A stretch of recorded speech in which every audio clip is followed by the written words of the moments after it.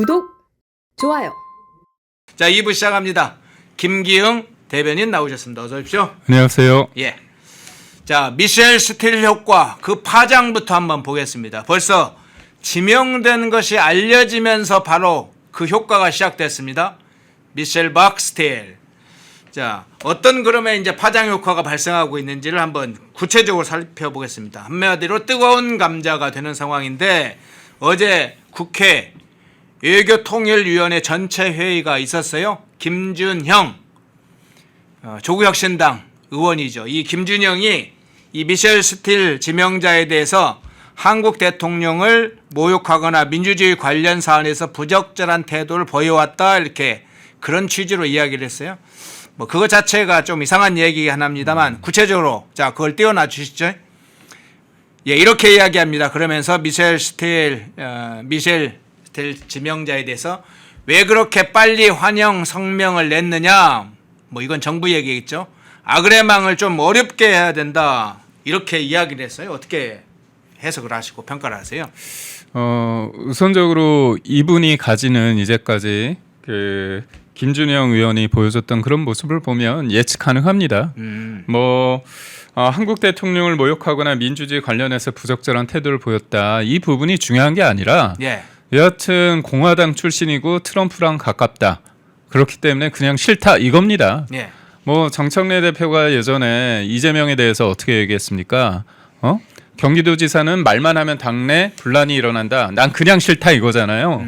그런 차원에서 봤을 때 그냥 싫은 겁니다. 그냥 싫은 건데 무엇보다도 지금 마이크 존슨 하원의장하고 케빈 맥카시 전 하원의장 등 공화당 그쪽에서 굉장히 적극적으로 추천을 하고 있다고 보고 그리고 또 트럼프 대통령과의 관계도 있기 때문에 그러니까 북한에 대해서 굉장히 원칙적인 입장을 대할 수 있고 또 중국과의 관계에 있어도 원칙적인 입장을 내세울 수 있기 때문에 일단 그러니까 친북적이고 친중적인 어떤 성향을 보이고 있는 민주당과 조국혁신당 입장에서는 굉장히 싫은 사람인 거죠. 싫은 사람인 건데 이렇게 얘기하는 것이 국익에 있어서 어떤 영향을 줄지에 대해서 그런 건 생각 안 하고 오로지 강성 지지자들 개딸들의 정치적 흥분 상태를 유지시키고 그들의 어떤 반응만을 살피는 발언 아닌가 싶습니다. 예. 자, 그러면 김준형 의원이 지금 방금 본 것처럼 아그레망을 좀 어렵게 하자 이렇게 그러니까 이 인준 절차를 좀 쉽게 해주지 마라. 정부가 이재명 정부가 뭐 지연시키든 안 하든 뭐 이런 의미겠죠. 자, 그 자리에 조현 장관이 있었어요. 자, 외교부 장관 조현의 답변도 과관입니다. 그거 한번 띄워주시겠어요? 자, 이렇게 얘기합니다. 짧지만 저게 참 이상한 발언이에요. 아그레망 어렵게 하자 이렇게 얘기하니까 여러 가지 재반 사항을 다 고려해 보겠다. 통상적으로 어떤 것을 하지 좀 검토해봐라 그러면 그걸 그 재반 사항을 한번 고려해 볼게 뭐 이런 건데 그러면 이 미셸 스틸을 임명하는 절차를 늦추겠다는 것인지 지명을 막겠다는 것인지 저 뭔 발언입니까? 지금 외교부 장관이 이재명 대통령이 보이는 그 지극히 참을 수 없을 만큼의 가벼운 경박스러움에 대해서 SNS 관련해서도 국회의원들이 그러니까 국민의힘 국회의원이 지적을 하니까 보편적 인권의 문제가 없다고 얘기를 했거든요. 예. 그리고 그 관련해서 또 정청래 대표는 외교사의 한 획이라고 하지 않았습니까? 예. 그래서 지금 이재명 대통령이 국익에 중대한 어떤 국익을 저해야 하는 그 행위 자체도 옹호하고 있습니다. 그러다 보니까 대한민국 외교가 어디 가고 있는지 제가 볼 때는 번지수를 잃었다. 방향을 잃었다 볼 수 있습니다. 그러다 보니까 지금 터무니없는 얘기를 한 거거든요. 지금 미국이 어떻게 보면 이 지명을 한 거잖아요. 트럼프 대통령이. 그리고 1년 3개월 동안 지금 미국 대사가 미 주한 대사가 공석이었습니다. 그렇다면 이거가 우리가 계속 정해지지 않아서 일본에 비해서 대한민국을 어떻게 보면 등한시하는 거 아니냐, 뒷전에 둔 거 아니냐 그런 상황이거든요. 이런 상황 속에서 트럼프 대통령이 이렇게 지명을 했다면 누구보다도 우리가 원칙적으로 한미 동맹에 있어서 중요한 역할을 할 수 있는 이 주한 미 대사 지명에 대해서 적극적으로 환영을 하고요. 아그레망도 빨리 해줘야 되는 게 맞는 겁니다. 그런데도 불구하고 터무니없는 질문에 대해서 여러 가지 재반 사항을 다 고려하겠다 이렇게 얘기하는 건 이마저도 대한민국 외교부 장관이 아니라 진영의 한 축에 기대고 있는 그냥 어떻게 보면 뭐랄까 공직자 신분으로서 저런 말이 과연 나올 수 있을지에 대해서 의문이죠. 네. 그럼 미사일 슈틸 효과 파장에 대해서 한번 조금 더 여쭤보고 싶은데요. 벌써 지금 조현 외교부 장관도 저렇게 정부 차원에서 뭘 어떻게 대처해야 될지 하는 것에 속심이 드러난 것인지 뭐 그런 부분도 있고요. 이미 법여권 뭐 민주당 의원들도 이제 나설 것으로 보이는데 좀 조심스럽게 나서긴 하겠죠. 뭐 이제 여당 집권 여당이니까. 근데 벌써 법여권인 조국혁신당 김준영 같은 자들이 아그레마 문제를 이야기를 했어요. 자, 그렇다면 이게 이제 실제 바로 이제 시작인데 벌써 정부와 여권이 흔들리고 있는 상황도 일부 반영되고 있는데 상당히 이재명 정부가 불편해할 것이라고 하는 건 대체 예측이 있습니다. 이 미사일 슈틸의 효과, 이재명 정부와 향후에 사실은 각을 서지 않을 수밖에 없는 상황으로 갈 것이라는 예측도 있는데 어떻게 보세요? 지금 언론이 보면 트럼프 대통령에 대해서 예. 지나치게 좀 비판적이고 부정적인 보도를 많이 하고 있지 않습니까? 네. 그리고 이재명도 어떻게 합니까? SNS에서 이스라엘을 공격합니다. 그것도 네. 가짜 뉴스지 않습니까? 팔레스타인 아동을 학대하고 고문하고 그런 영상이 아닙니다. 전시 중에 났던 시신을 어떻게 보면 처리하는 그런 과정 속인데 떡하니 가짜 뉴스를 올리지 않았습니까? 근데 그 가짜 뉴스의 그 계정을 보면 김정은을 추앙하고 미국을 사탄의 나라라고 하는 그런 계정이에요. 네. 어떻게 대한민국 대통령이 그런 계정에 영상을 공유할 수 있습니까? 그리고 이재명이 또 공유한 게 브라질의 룰라 대통령이 이스라엘을 규탄하는 영상을 올렸다 내렸다 그런 얘기가 나오고 있습니다. 그러면 이재명이 지금 지나치게 오만하다고 볼 수밖에 없는 게 본인이 쥐락펴락 다 하고 있다고 착각하는 것 같아요. 그래서 일정 부분 조국혁신당이나 민주당 쪽에서 이런 소위 말한 발작 증세를 보이는 거, 대놓고 발작 증세를 보이는 건 어떻게 보면 이재명 대통령이 미국에 대해서, 이스라엘에 대해서 이렇게 하는 이런 행동을 보면서 우리가 이렇게 해도 되겠구나. 그런 어떤 분위기가 조성됐다고 보는 것 같습니다. 그런데 이게 소위 말해서 우물안 개구리가 무섭다고 트럼프 대통령, 저희가 트럼프가 좋다 나쁘다의 문제가 아닙니다. 지금의 어떤 외교에 있어서 가장 중요한 게 힘이고요. 군사력이고 외교력이고 또 무엇보다도 우리나라는 여튼 북한과 지금 휴전의 상태 아닙니까? 그렇다면 한미 동맹이라는 그런 기초 아래서 든든한 그런 어떤 토대 위에서 우리의 어떤 국익을 극대화할 수 있기 때문에 이건 좋고 그름의 문제를 넘어선 우리의 실존적인 문제 아닌가 그렇게 생각합니다. 예. 그런데 미사일 슈틸 하면 대표적으로 반중 인사로 알려져 있잖아요.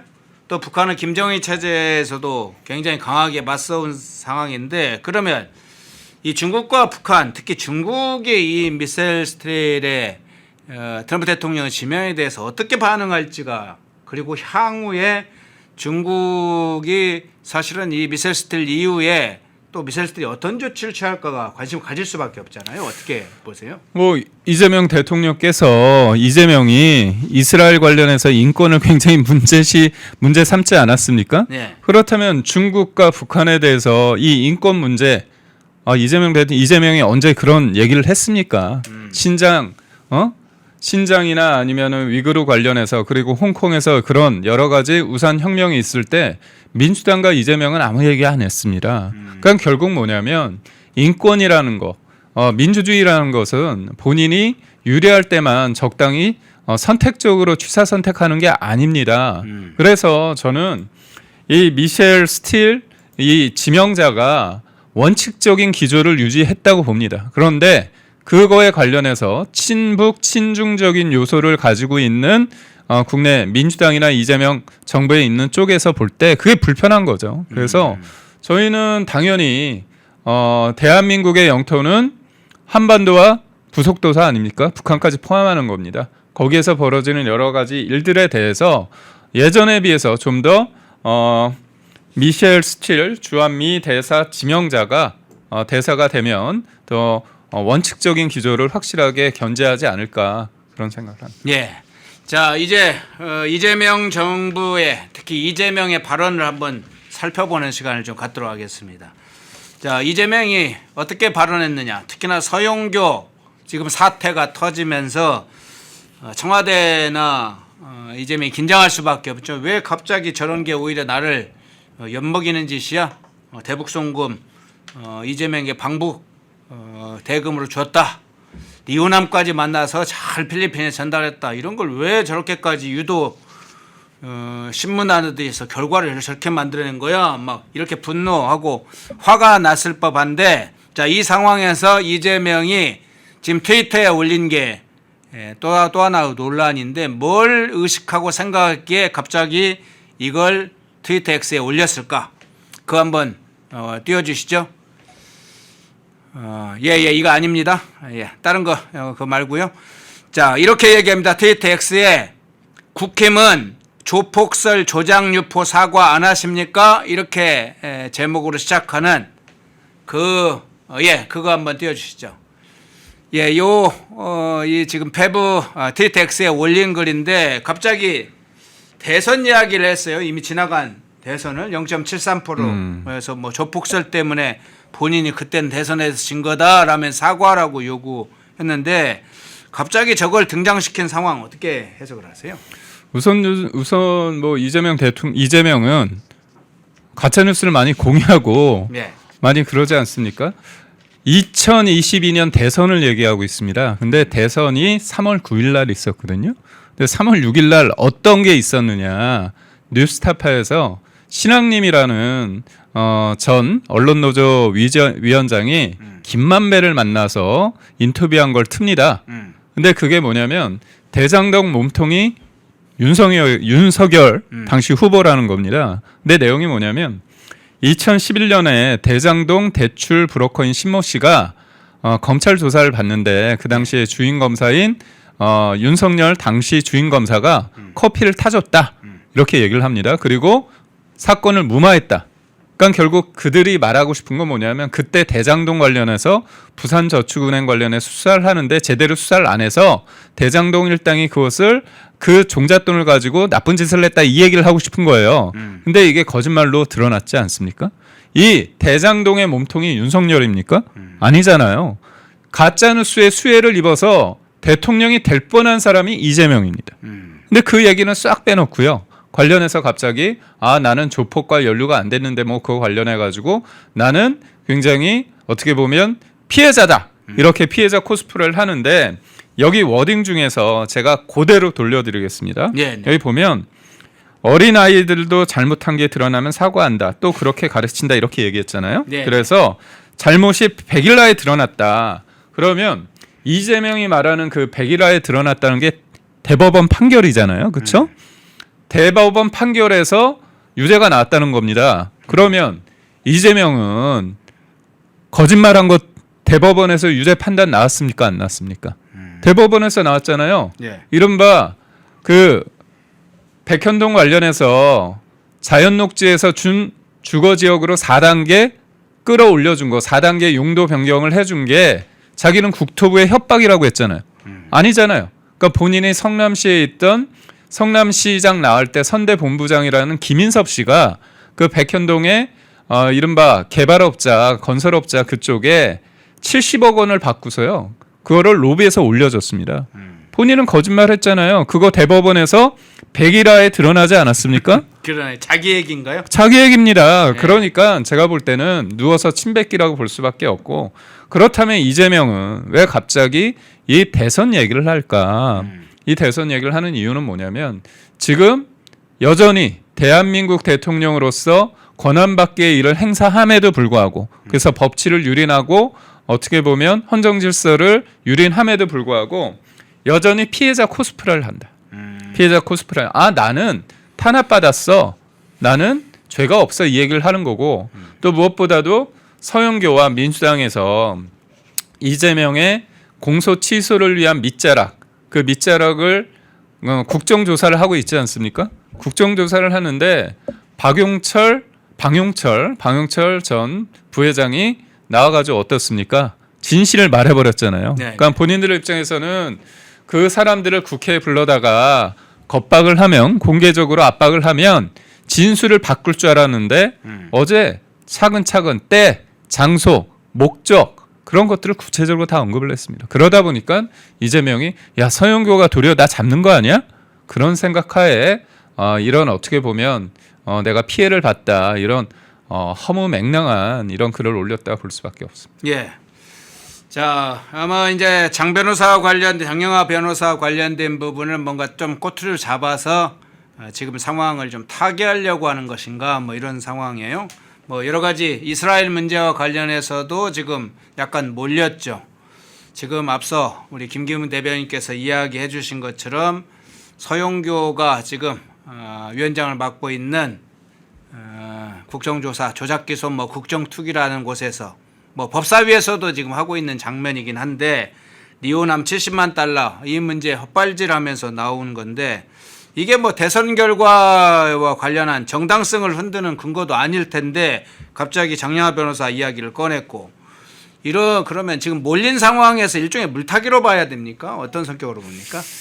물타기죠. 제가 볼 때 근데 장영하 변호사 얘기하면서 최근에 이제 SNS를 통해서 언론 그것이 알고 싶다 같은 경우에는 아예 그 진행자 김상중 씨 관련해 가지고 리얼 연기를 했다. 그리고 PD 관련해서도 좌표를 찍어 공격했습니다. 그건 뭘까요? 근데 참 재밌는 게 그것이 알고 싶다 관련해 가지고 이재명이 당시 경기도지사 때 방송금지 가처분을 냈습니다. 근데 그게 서울 남부지법에서 기각이 됐거든요. 근데 기각된 내용을 보면 뭐냐면 이른바 조폭 연루서는 계속까지 여러 곳에서 제기가 돼 왔다. 그렇기 때문에 공익의 입장에서 이거는 프로그램을 반영하는 건 문제가 없다고 돼 있거든요. 그리고 방송 이후에 이재명이 이거 관련해서 소송을 냈다가 본인이 취하를 했습니다. 네네. 그런데 지금 정권을 잡고 나서 이런 식으로 자꾸 본인이 조폭과 연루가 안 돼 있다. 그리고 나는 피해자라는 거를 강조하기 위해서 계속 이걸 하는데 결국 이게 본인이 그런 거에 대해서 소위 말해서 캥기는 부분이 있고 문제가 있다고 인식을 하기 때문에 도리어 이걸 계속 올리는 겁니다. 그런데 물론 거짓말도 반복적으로 크게 여러 번 집요하게 하다 보면 사람이 이제 환각적 진실이라는 그런 표현이 있더라고요. 심리적으로. 그러다 보면 이게 과연 맞을까? 그러니까 민주당이 아주 집단적으로 계속 이렇게 하고 있는 거 아닙니까? 그런 것들을 좀 노리는 게 아닐까 싶고 이번 선거가 지방선거가 지역의 일꾼을 뽑는 것도 있지만 한편으로는 행정 권력과 입법 권력 그거를 가지고 사법부를 집어삼킨 상태에서 중앙 권력에 의해서 지방 권력까지 먹으려고 하는 이재명에 대해서 우리가 냉정하게 이거를 제동을 걸어야 되거든요. 그런 움직임이 있다고 보는 것 같습니다. 그러다 보니까 내가 정치 검찰로부터 그리고 그 당시에 언론으로부터 탄압을 받았다. 이러는 피해자 코스프레를 일부러 했다는 것을 피해자 코스프레를 하는 것 같습니다. 예. 자, 좀 대비되는 장면 질문을 좀 드릴게요. 뭐 이재명이 한 발언하고 송원석 원내대표가 또 한 발언이 송원석 원내대표는 이재명 발언에 대해서 지금 조폭설 운운하는 그 트위터 X의 입장에 대해서 광우병 선동, 후쿠시마 의혹 뭐 이런 거 잃어버렸느냐, 민주당의 유구한 조작 선동의 역사 이런 것에 밝히면서 뭐 그런 거 잃어버렸냐, 민주당 너희들이 원래 가짜뉴스 많이 하던 그런 본류 아니냐 이런 걸 찍었어요. 뭐 그것만 아니죠. 우리가 역사적으로 지금 근래 몇 년 동안 있었던 대표적인 사건들을 뽑으라면 수십 개를 뽑을 수 있을 겁니다. 뭐 박근혜 대통령 당시에 각종 사실은 험담과 루머 이런 걸 민주당과 좌익 진영이 얼마나 많이 했습니까? 천안함 사건 당시에 뭐 잠수함 충돌 사건부터 해서 세월호 당시에도 또 다른 뭐 미국 잠수함과 충돌했다 이런 것들 많았었죠. 뭐 국정원이 개입해서 어떤 일을 벌였다. 수많은 사건을 막 그렇게 터뜨렸는데 일부 지금 광우병 이야기 사진이 지금 나오고 있습니다만 이 민주당이나 좌파 행태를 감안해 보면 이 이재명이 정상적으로 사실 사고를 하고 있다면 지금 이 자신들이 해왔던 이 행각들, 루머, 선동, 조작 이런 걸 생각하면 무슨 이거 조폭설 이야기 못할 텐데 대비적 차원에서 보면 질량감이 어떻습니까? 뭐 압도적이죠. 압도적이죠. 뭐 네. 뭐라고 말할 수 없고 저는 민주당이나 이른바 좌파 진영에 있어서 배울 게 있다면 하나인 것 같아요. 네. 뻔뻔함. 뻔뻔함. 네. 뭐 정치를 하는 데 있어서 때로는 필요할 수도 있을 것 같은데 정도가 되게 심하다. 근데 이재명이 계속 뭐 가짜 뉴스 하는데요. 제가 이거 말씀드리고 싶은 게 이재명은 친형을 정신병원에 강제 입원시키는데 관여를 했다. 이건 사실입니다. 네. 사실입니다. 부인할 수 없습니다. 그런데 자기가 경기도지사 후보 시절에 토론을 할 때 그 당시에 이제 김영환 후보입니다. 지금 충북지사인 김영환 후보가 질문을 했어요. 관여했냐 했더니 안 했다고 했습니다. 이거 거짓말한 거잖아요. 공직선거법 허위사실 공표죄로 벌금 300만 원을 2심에서 받았습니다. 그런데 대법원 가서 이게 바뀌어요, 무죄로. 근데 그 당시에 누가 있었냐? 권순일이라는 사람이 있었습니다. 권순일이 누구냐? 김만배가 관리하던 사람이잖아요. 화천대유에서 고문으로 1,000만 원씩 넘게 받았던 사람인데 이 김만배가 선고를 앞두고 대법원 판결을 앞두고 앞뒤로 8차례 대법원을 찾아갑니다. 근데 그때 권순일에 대한 논리가 뭐냐? 토론은 즉흥성이 있기 때문에 허위하려는 의도가 적극적이지 않는다면 이거는 처벌할 수 없다. 황당한 논리를 댄 겁니다. 그때 숨쉴 공간이라는 얘기를 했어요. 숨쉴 공간. 그럼 그게 뭡니까? 적극적으로 거짓말을 하지 않았다는 건데 저는 그게 동의할 수 없는 게 그 당시에 이재명한테는 친형을 정신병원에 강제 입원시켰느냐가 굉장히 중요한 이슈였습니다. 그런데 그걸 아니라고 뻔뻔하게 사람들 앞에서 거짓말을 한 거거든요. 근데 그걸 가지고 숨쉴 공간 표현의 자유 얘기하면서 적극적으로 거짓말한 게 아니다. 그런 식으로 무죄를 줬습니다. 저는 이거요.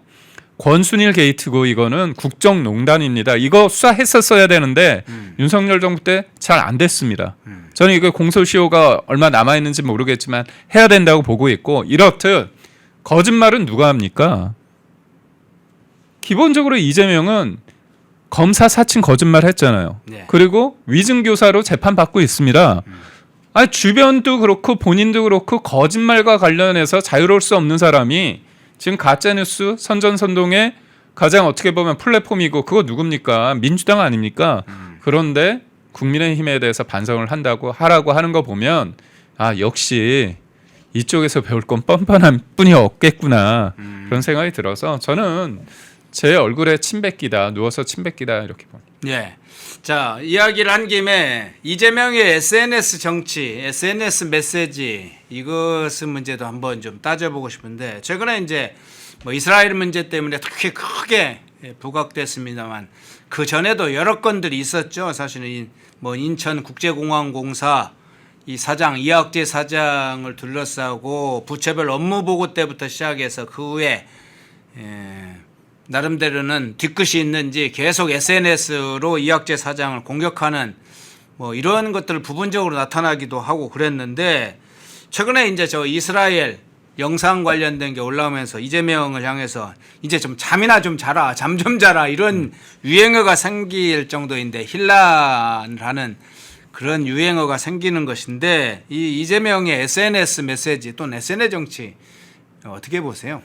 대한민국이 과연 시스템적으로 돌아가고 있느냐 아니면 한 사람의 편향된 생각에 의해서 갈짓자 행보를 보이고 있느냐 저는 후자라고 단호히 말씀드릴 수 있습니다.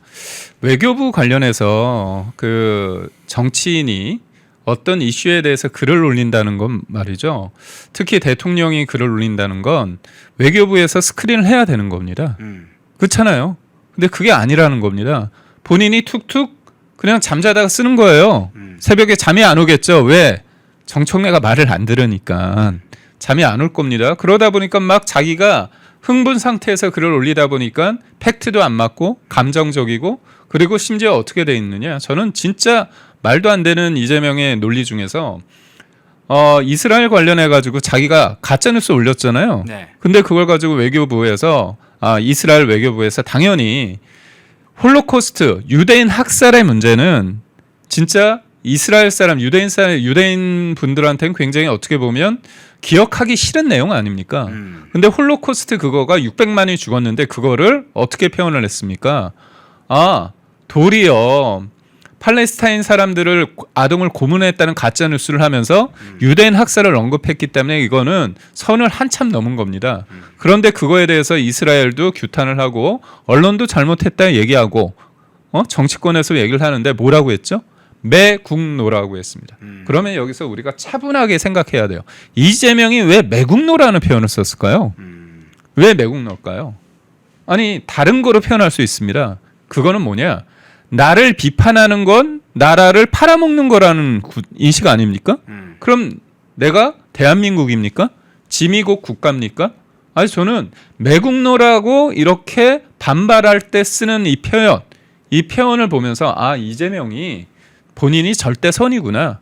절대 왕정의 군주구나. 그런 생각을 하는 겁니다. 그러다 보니까 요즘 보면 오목 얘기도 하고 명인 얘기도 하잖아요. 그러니까 자기는 바둑의 고수 명인이고 이거에 대해서 문제를 제기하는 사람은 바둑은커녕 오목 두는 차원이라 이렇게 보는 겁니다.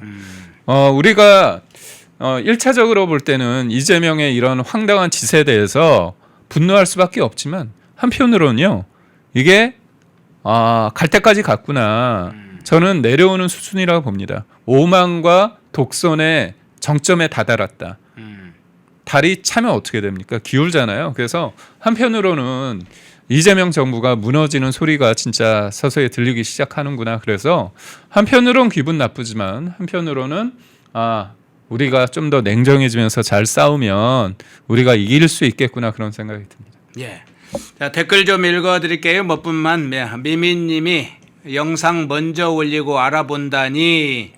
그러니까 이재명이 이스라엘 영상 올린 거 이야기하는 것 같습니다. 영상 올리고 나서 사실이 아니니까 그 나중에 이건 사실이 아니었네 어쨌네 이제 그런 장면을 좀 한번 확실하게 짧게 이렇게 찍어주시는 것 같습니다. 예, 민영님은 이상하지 않아요. 대낮에 뭐하고 남들 잠들 시간에 SNS 하냐고요. 재명이는 현재 잠이 안 오는 거예요. 뭐 그렇게 이야기를 해주셨고요. 트루5760님은 서영교 잘 들었지? 이재명 대북 댓글로 던졌다는 거 서영교가 조목조목 잘 분석해줘. 잘 각인했다. 오히려 서영교가 이 사건을 잘 부각시켜줬다.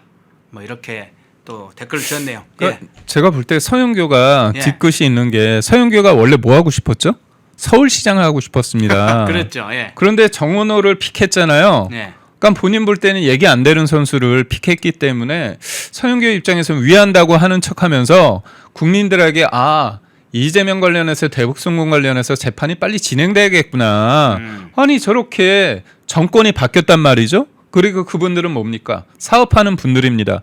그러면 진실이라면 말하겠죠. 그렇지 않겠습니까? 정권도 바뀌었겠다. 이재명 대북송금을 하지 않았다고 하면 그게 그 전 정부에서 이른바 압박을 통해서 그런 진술을 했다면 그 진술을 뒤집는 게 그분들 입장에서는 남는 장사 아닙니까? 그럼에도 불구하고 사실관계를 또렷하게 얘기했고 어제 서영교가 수많은 사람을 바꿔치기 하면서 계속 진술을 유도했는데 똑같았습니다. 네. 예. 성한방님 보수의 작은 엄마 서영교 이제 보수의 어머니가 아니고 이제 작은 엄마까지 생겼나요? 예, 그 장면까지 살펴봤습니다. 시청하시면서 좋아요 깜깜하게 하신 분들이 좀 많은 것 같습니다. 한번 좋아요 꾹 눌러주시면 함께 팬앤방송과 함께 동료가 함께 이 방송을 하는 그런 의미로 좀 확장될 것 같습니다. 한번 꾹 눌러주시면 큰 힘이 됩니다. 자, 이제 조국의 장면으로 넘어가 보겠습니다. 조국 하면 참 가슴이 뜨거워지는 조국이 있고 얼굴을 찡그려야 되는 조국도 있는데 찡그리는 조국의 장면을 보겠는데요. 평택시가 평택군인지 신지도 모르는 조국의 장면을 보면서 또 하나의 민주당의 정치 공작의 현장, 그 자백의 소리도 들어보겠습니다. 우선 사진을, 이미지를 한번 볼까요? 예, 조국 대표의 허상이 확인되는 장면부터 보겠습니다. 아닙니다. 저 뒤에 화면에 있는 거 있죠? 그걸 띄워주세요. 예, 그거요. 예, 조국 대표가 지금 글을 썼어요. 뭐 앞에만 읽으면 됩니다. 평택군 포승읍 김간의 칼국수. 저는 평택군이 있다는 건 이번에 처음으로 생각하게 됐어요. 아, 평택군이라는 곳이 있구나. 자, 유이동 국민의힘 예비후보께서 바로 이야기를 했어요. 평택시가 된 지가 언제인데 이런 황당한 말씀을 하냐. 수원구도 어떤 사람은 잘 모르던데 행정구역을. 자, 그래서 평택군이 이렇게 표시가 딱 해놨습니다. 평택시를 평택군이라고. 저 장면 어떻게 해석하십니까? 조국이 네. 군수로 나오려고 하는 군수 거예요. 출마한 거예요? 네, 아, 군수. 저는 국회의원 재보궐선거 하는데 나와 출마한 줄 알았더니. 제가 볼 때는 군수를 생각하신 것 같습니다. 예. 이게 평택시가 지금 핫한 곳이죠. 왜 핫하느냐? 삼성전자가 있으면서 고덕 신도시가 생겼고요. 요즘 보면 뭐 AI, 빅사이클 해가지고 반도체가 굉장히 핫하잖아요. 그래서 예전에 평택시가 된 거는 1995년입니다. 지금이 26년이니까 30년이 넘었습니다. 그리고 그냥 평택이란 곳은 거기 항도 있고요. 네. 그리고 많은 분들이 거기에 살기 때문에 이미 군에서 시가 된 지 꽤 됐습니다. 근데도 불구하고 조국은 이게 뭡니까? 30년 전에 그 꽂혀 있는 건가요? 저는 다 떠나서 뭐냐면 최소한 내가 배지 다는 게 목표잖아요. 조국은. 네. 뭐 국민을 위해서 민주주의를 위해서 이거는 그냥 그 사람에 있어서 민주주의는 액세서리입니다. 액세서리. 그냥 브랜드입니다. 그래서 좌파, 강남 좌파라는 말 아닙니까? 그렇기 때문에 저는 평택 시민들을 능멸하고 있다. 60만 평택 시민을 능멸하고 있다고 하는 건데 다른 것 떠나서 SNS에 저 올린 건 뭡니까? 내가 이 지역의 사람들과 조금 거리감을 좁히기 위해서 쇼를 한 거잖아요. 네네. 아니 저 일반 사람들이 밥 먹고 차 마신다고 해서 다 SNS 안 올리잖아요. 저도 정치인이긴 한데 근데 저렇게 티를 냅니다. 근데 순수한 목적도 아니고 본인이 인위적으로 평택에 대해서 1도 관심 없어서 평택군이라고 부르는 사람 그런 사람이 평택시에 가서 국민들 유권자를 대표하는 국회의원이 되겠다고 하는 것 자체가 그건 모욕이고요. 도발입니다. 그래서 저는 조국이 그 이후에 평택군을 평택시라고 하고요. 한 줄을 더 붙였습니다. 하면서 자기가 주변에 뭐 많은 곳을 다녔다. 평택시를 다녔다. 이렇게 또 썼더라고요. 그래서 이런 걸 보면서 야 정치는 아까도 얘기했지만 민주당에서요. 그리고 이제 조국혁신당이랑 이쪽 사람들한테 배울 건 뻔뻔함이구나. 네. 군수 후보 호소인 돌고래님은 군수 후보입니다. 군수 후보네요. 군수 후보 호소인 조군수 후보 이렇게 지금 닉네임이 붙여야 되겠네요. 앞으로 조군수라고 할까요? 조군수 후보. 조군수. 예, 조군수. 이름이 참 희한하게 붙였습니다. 평택군 저는 사실은 처음에는 평택군의 무슨 그 세자들 대원군 예. 얘기할 때 그건 줄 알았어요. 그래서 조국이 자기가 평택군이 된 건가 생각을 했는데 그게 아니었네요. 자, 조국이 이런 발언도 했습니다. 김어준 뉴스공장에 출연해서 이런 발언을 했어요. 물었어요. 누가요? 김어준이요. 그것 좀 띄워주세요.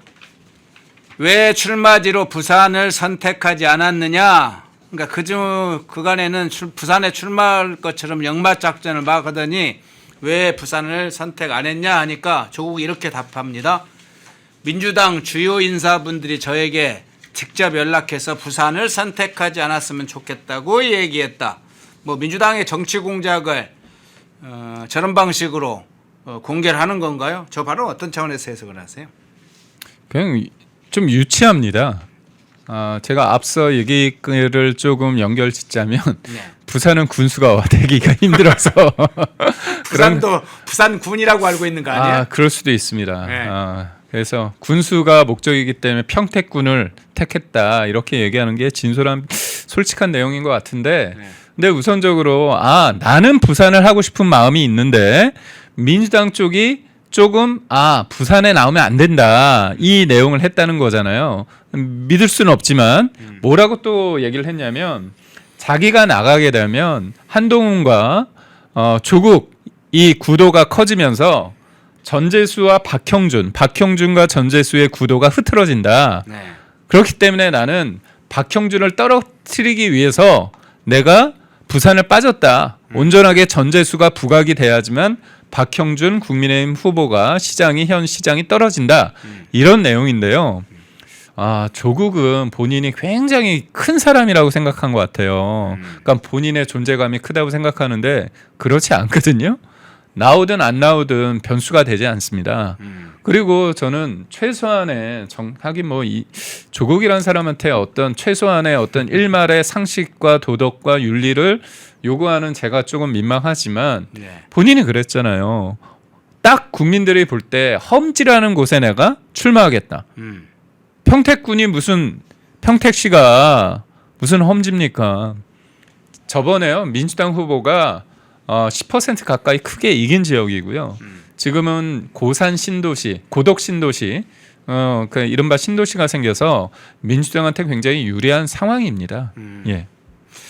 예, 또 다른 장면을 한번 가보겠습니다. 진보당의 상임 대표였던 김재현이 이 김재현도 벌컥 화를 냈어요. 같은 편인 줄 알았더니 뒤통수를 치냐 뭐 이런 거예요. 자, 그간에 조국이 뭐 자기가 출마할 때 출마를 준비하면서 출판 기념회도 했는데 그때 조국이 응원하는 축사도 보내줬다. 그런데 지금 와서 뒤통수 치는 거냐? 그간의 연대를 부정하고 동지의 뒤통수를 치는 행위다. 대의도 명분도 없는 조국은 평택 출마를 철회하라. 뭐 우리가 이 김재현이 편을 들어서 이야기를 하는 건 하는 건 아니니까 다만 조국이 얼마나 신의 없는 인간인지 약속도 뭐 생각지도 않고 지키지도 않고 일종의 쌩까는 조국 뭐 이런 장면이 또 한 차원에서 노출된 거 아닌가. 그걸 김재현이 그렇게 동지의 뒤통수를 치냐? 약속도 신의도 안 지키냐? 뭐 이런 것 같아요. 어떻게 해석을 하세요? 자기들 입장에서는 네. 뭔가 나중에 후보 단일을 위해서 나눠 먹으려고 하는 그런 연대 아닌 연대를 한 것 같아요. 야합을 한 것 같습니다. 예. 그래서 보면 언급이 되는 곳이 울산이 언급이 되고요. 또 지금 이 평택이 언급이 되는데 진보당 입장에서는 민주당하고 울산 관련해 가지고 조금 좀 구체적인 얘기가 오고 가는데요. 김재현 입장에서는 조국에 대해서 저는 다 알지만 저쪽에서는 아직 미련이 있었던 것 같아요. 네. 근데 조국은 다른 사람도 아니고요. 당에 자기 이름을 넣는 사람은 위험한 사람 아닙니까? 김기흥이 나가가지고 당 이름을 김기흥 혁신당 이렇게 기흥혁신당 이렇게 얘기하면 안 되잖아요. 그거 만들고 싶으세요? 그건 관심 있으신가 보네. 그건 아니고요. 그러니까 저는 그렇게 당 이름에 자기 이름을 넣을 정도의 어떤 자아가 비대한 사람 네. 이런 사람 좀 문제가 있거든요. 근데 그런 사람한테 무슨 대의와 명분을 찾습니까? 그리고 저는 조국 혁신당 진보당도 사실 본인들의 능력으로 해서 배지를 단 게 아닙니다. 어떻게 됐느냐? 준연동형 비례대표제를 이재명, 문재인, 민주당 쪽에서 그때 강압으로 통과시켰잖아요. 그러고 나서 수혜입니다. 수혜를 입은 쪽이 이제 진보당인데 그때 통합진보당의 후신이 진보당이고요. 통합진보당은 위헌정당 해산 심판당했습니다. 내란 혐의 등으로 인해서. 그런데 이 통합진보당을 다시 부활시킨 게 이재명입니다. 그때 비례를 2석을 주고요. 심지어 울산에 이상헌이라는 민주당 현직 국회의원이 있는데 그거를 못 나오게 하고요. 그 당시에 진보당 후보를 단일 후보로 해서 배지를 달게 합니다. 그래서 저는 지금 김재현이 조국에 대해서는 이렇게 강하게 비판하지만 결국은 SOS를 이재명 대통령이 이재명에게 친다. 이재명에게 친다. 그래서 제가 볼 때는 저 평택 그리고 울산 관련해 가지고 민주당이 어떤 조치를 저는 하지 않을까 싶습니다. 예. 자, 서로 한바탕 좀 싸워야 되죠. 뭐 사실은 좀 싸워서 우리들은 서로가 신의가 없는 사람들이라는 걸 적나하게 스스로 드러내야죠. 지금 권력에 유착해서 서로 야합을 하는 거지만 조금만 틀어지면 저들도 질투하고 싸우고 탐욕을 드러냅니다. 뭐 본질적으로 인간이니까 그렇다고 하는 측면도 있겠지만 그들 자신들이 그렇게 권력에 늘 가까이 탐욕스러운 손들을 깊숙이 넣고 있다는 것도 우리가 확인할 수 있죠. 다만 포장을 잘 예쁘게 립스틱을 예쁘게 그 포장에다 바른 것처럼 그런 모습을 보이고 있을 뿐이죠. 김재현도 그런 인물 중에 하나죠. 뭐 이 주사파 출신들의 위장된 위장술은 뭐 그런 식으로 나타나죠. 자, 조국의 출마의 변도 한번 좀 좀 살펴보겠습니다. 뭐 내 압축하면 여러 가지가 있던데 그 중에 내란 세력 청산, 국민의힘 뭐 제로, 국민의힘 제로 선언 뭐 이런 얘기가 담아 있던데 그게 이번에 조국이 평택에 갔을 때 이제 군이라고 해야 될지 시라고 해야 될지 갑자기 헷갈리게 하네요. 자, 조국이 평택에 갔을 때 일종의 자신의 캐치플레이라고 볼 수 있을까요? 근데 조국이 바른 말을 했네요. 예? 내란 세력 청산, 예. 진보당, 통합진보당 청산. 그런가요? 아니 지금 진보당 그러다 되는데. 보니까 네. 김재현이 진보당 후보로 나왔는데 이거 뒤통수 세게 맞았다고 생각하는 거네요. 네. 그래서 조국이 일정 부분 때로는 정신이 돌아오는지 모르겠지만 내란 세력, 지난 대한민국 국민이 국민의 힘을 내란 세력으로 합니까? 대한민국 대통령이 내란을 왜 일으킵니까? 그렇기 때문에 내란 세력 청산은 다시 한번 말씀드리지만 통합진보당 세력이 어떻게 했습니까? 북한이 대한민국을 공격하면 어떻게 한다고 했죠? 국가 기관 망 관련해 가지고 테러를 한다고 하지 않았습니까? 구체적인 플랜이 다 나와 있습니다. 그래서 대한민국의 헌법 틀 내에서 통합진보당은 같이 할 수 없다. 그래서 해산시켰습니다. 그렇죠. 그래서 조국이 얘기했던 출마의 변의 내란 세력 청산은 통합진보당 후신인 진보당 청산이 아닐까 싶고요. 저는 조국이란 사람이 한 번도 자기가 죄 지은 거에 대해서 반성하지 않았습니다. 그리고 제대로 형도 살지 않았습니다. 이재명이 사면시키지 않았습니까? 그러다 보니까 본인이 뭘 해도 되는 이 착각 속에 있다. 자아가 비대해졌으면 그냥 혼자 좀 그런 사람들끼리 살면 되거든요. 근데 지나치게 공적인 자리에서 자리를 탐하게 된다. 그러면 나중에 큰 탈이 날 수밖에 없다. 이런 말씀드립니다. 예. 조국의 장면을 봤습니다. 평택 군으로 지칭해서 스스로 군수 후보를 자처한 이야기부터 민주당 의원들의 압박에 의해서 부산을 떠났다는 조국의 그리고 김재현의 장면, 뭘 노리는 것인지, 왜 평택을 간 것인지, 거기에 미군 기지까지 있는데 얼마나 웃을지 그 장면을 좀 살펴봤습니다. 예, 이제 신현송 문제로 한번 넘어가 보겠습니다. 한국은행 총재 후보자죠, 신현송. 이제 드디어 사퇴할 사건이 탁 터졌네요. 사실은 지금 후보자 인사청문회 진행 중인데 뭐 청문회 서로 여야가 뭐 승인해 줄 거냐 합의 시도했지만 불발됐습니다. 그런데 자, 이 사건이 터졌어요. 영국 국적 딸을 영국인 국적이죠. 이제 영국 국적을 가진 이 딸을 한국인인 척 속여서 불법 전입 신고를 했다. 이 사건이 터졌습니다. 지금 화면에 떠 있죠. 저렇게 이제 저게 신고서라고 합니다. 영국 국적의 장녀를 2년 4개월 전에 서울 강남 아파트에 내국인으로 불법 전입 신고한 것으로 드러났는데 구체적으로 어떤 내용인가요? 좀 어떤 문제인가요? 인터넷 바꿔야 되는데 어떡할 거야? 다 똑같은데 아무 데서나 바꿔. 인터넷 아무 데서나 바꾸지 마. 제대로 찾아 알아봤어야지. 어디서 바꿔야 되는데? 비교원이 답이었어.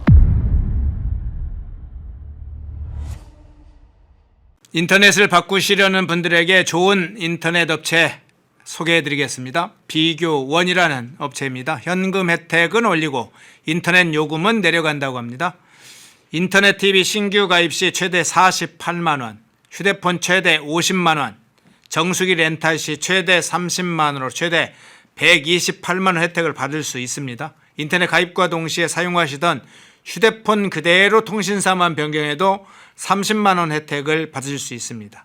안전문제 관련해서 이 업체 8억 이상의 보증보험도 가입되어 있어 믿을 수 있고요. 23년간 보안사고가 한 건도 없다고 합니다. 또 본인 가입 후에 지인도 가입하면 최대 4만 원 이마트 모바일 상품권을 횟수에 상관없이 무제한 제공한다고 하네요.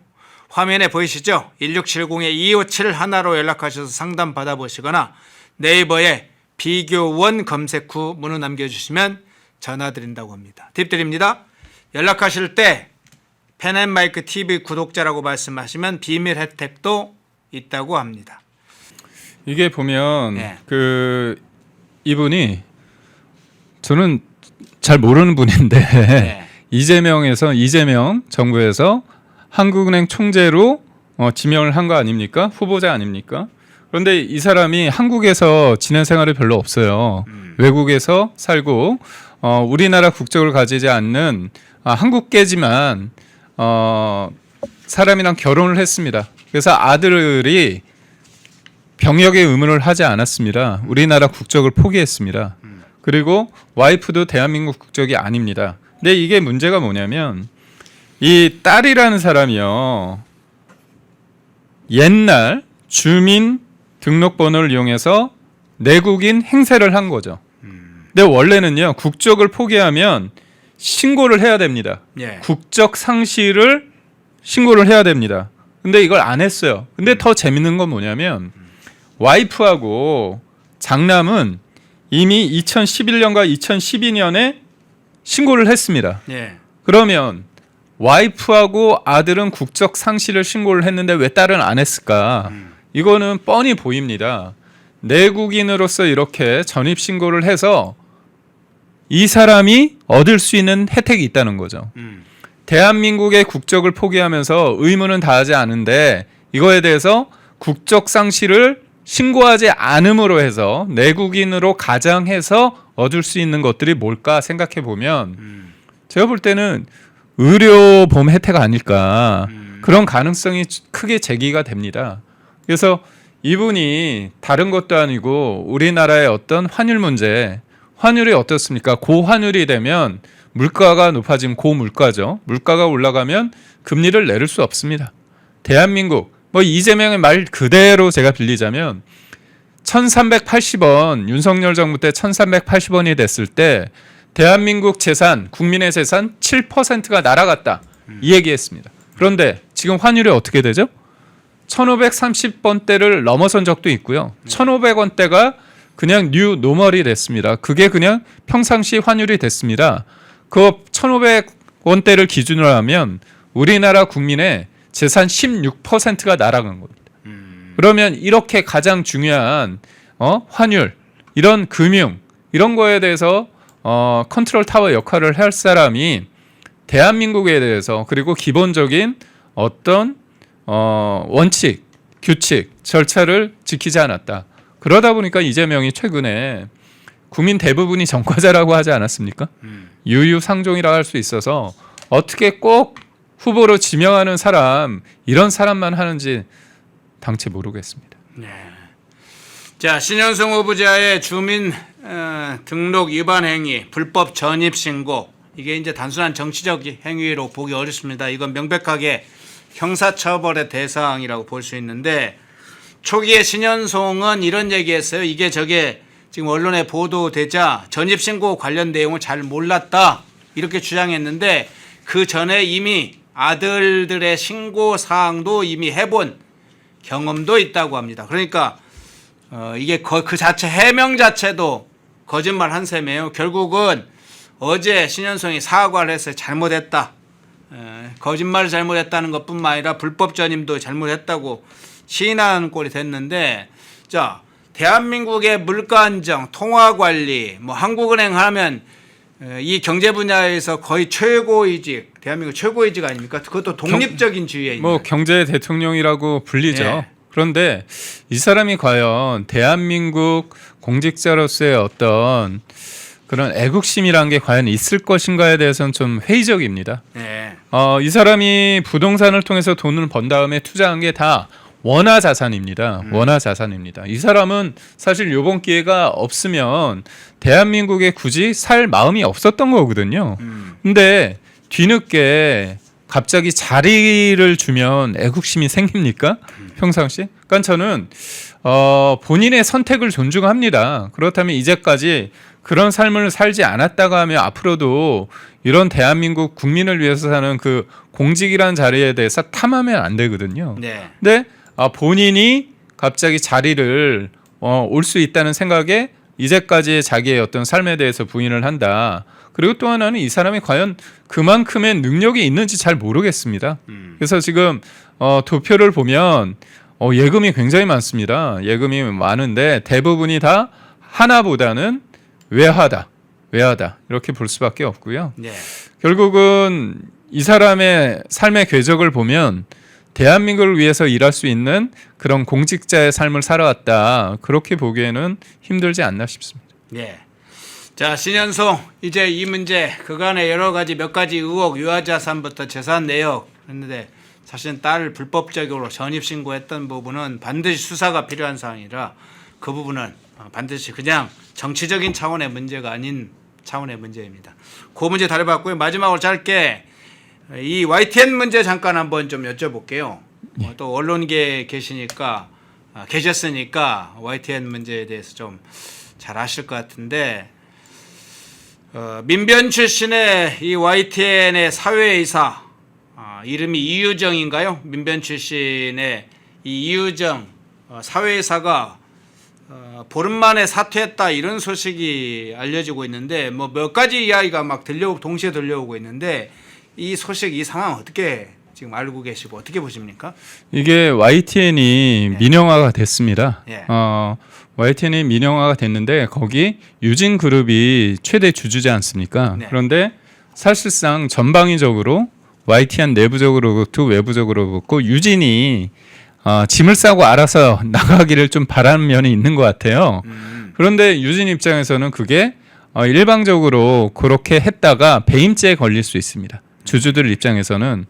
그래서 YTN 입장에서는 그 안에서 대주주 입장에서는 여튼 본인들이 지금 이재명 정부 들어서 정치적 압박을 받고 있지만 이거에 대해서 손을 털고 나가긴 그렇기 때문에 지금 이재명 정부와 소통할 수 있는 사람이 누굴까 그런 생각을 내부적으로 좀 하지 않았을까 싶습니다. 네. 그러다 보니까 민변 출신의 변호사를 YTN 사회이사로 선임을 했습니다.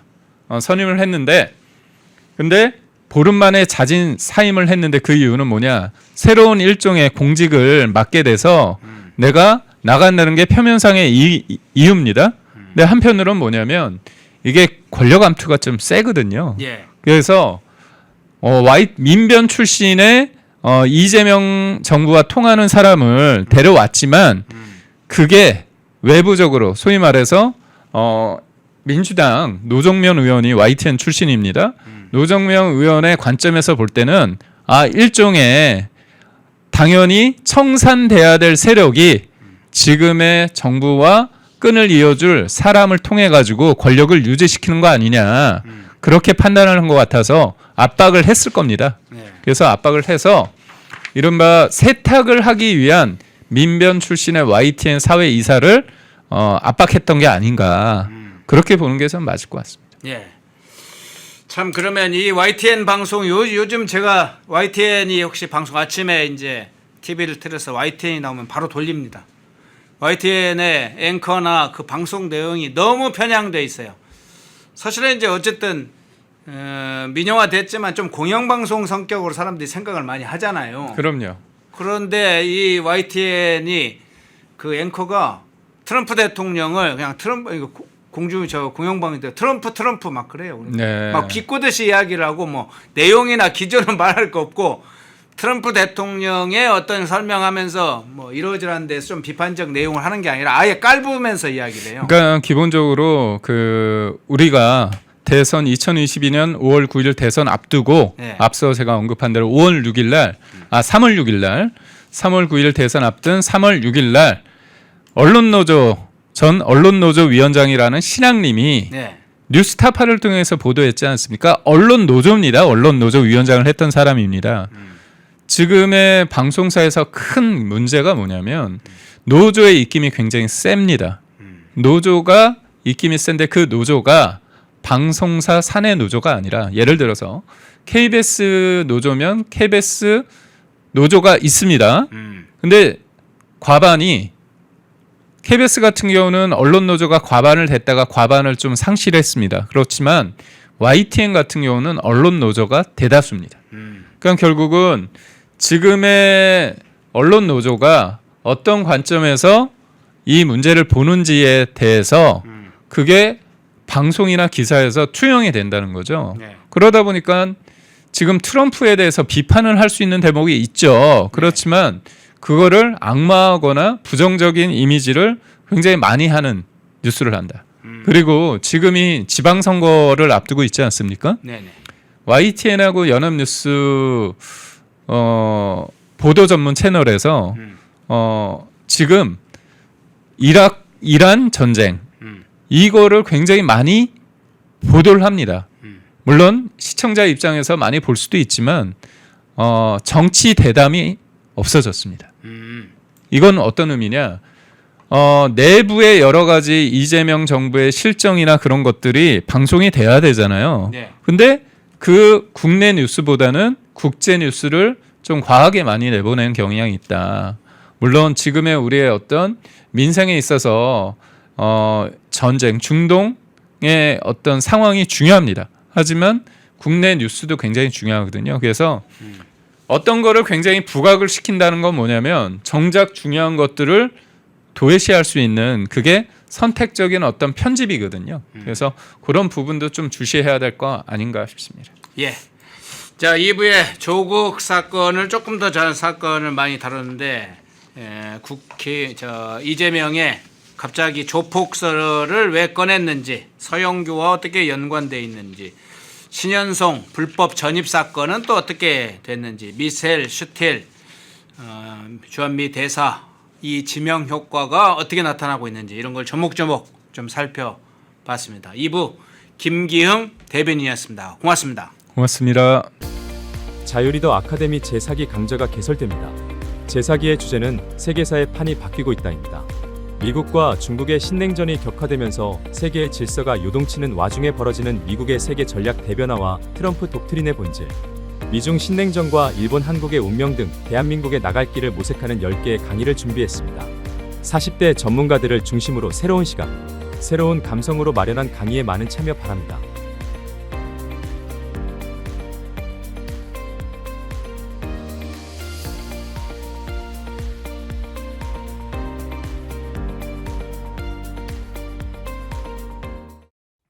흐름을 읽으면 돈이 보인다. 펜앤 경제 TV.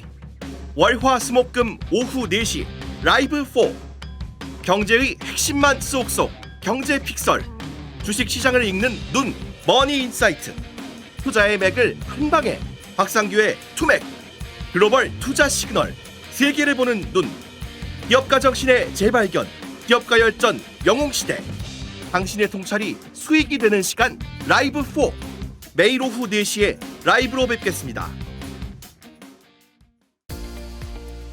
시청자 여러분 안녕하십니까. 펜앤마이크 선우윤호 기자입니다. 설 명절 앞두고 또 평일에도 평상시에도 술 안주로 굉장히 좋은 게 바로 이 과메기입니다. 저도 굉장히 좋아하는 이 과메기 펜앤마이크 특가로 구매하시면은 포항 산지에서 직송되는 과메기 플러스 야채 세트를 23,900원에 구매가 가능하십니다. 소주랑 같이 먹으면 더욱더 맛있는 이 과메기, 구성은 과메기와 야채 세트만 이렇게 되어 있는데 이 야채가 어디서 오냐? 당일 새벽에 옵니다. 그래서 정말 신선하고 특히나 포항 산지에서 나오는 이 과메기는 그 어느 과메기보다도 꾸덕하고 쫄깃하고 고소합니다. 저도 방금 먹어봤는데 너무나 맛있었던 이 과메기 펜앤마이크 특가로 구매하시면은 23,900원에 구매가 가능하시니까 우측 카드에 나와있는 152-1331 152-1331 전화 주시면은 간편하게 문의 및 구매 가능하시니까 많은 관심 부탁드리도록 하겠습니다.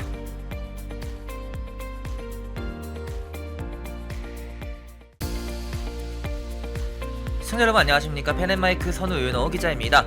오늘은 제가 제품 하나를 소개해 드리려고 하는데요. 바로 남재은 박사가 직접 개발한 알부민 울트라맥스, 누적 판매량이 300만 병을 돌파한 만큼 후기로 검증된 뭐 그런 제품이라고도 볼 수가 있는데, 그러면 많은 분들이 대체 어떤 부분에서 무엇을 보고 300만 병이 넘는 이 주문량을 돌파했는지 그걸 알아야겠죠. 바로 많은 분들이 꼽는 것에 피로회복, 면역력, 그리고 간 건강 등이 있습니다. 무엇보다 남재은 박사가 본인이 직접 마시면서 개발에 참여했기 때문에 다른 제품들을 보더라도 이름을 걸고 판매하는 제품들은 당연히 자신감이 있을 수밖에 없습니다. 그것이 이러한 자신감이 300만 병 돌파라는 그런 판매량으로 입증된 거기도 하고요.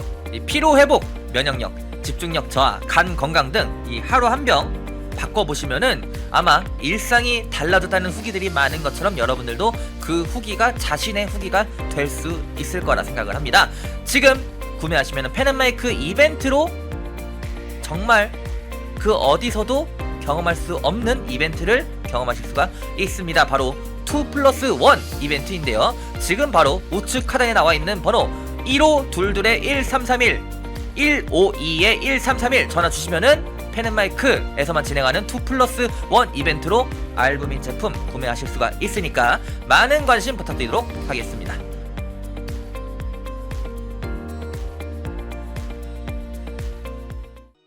펜앤마이크에서 추천하는 영상도 보고 가세요.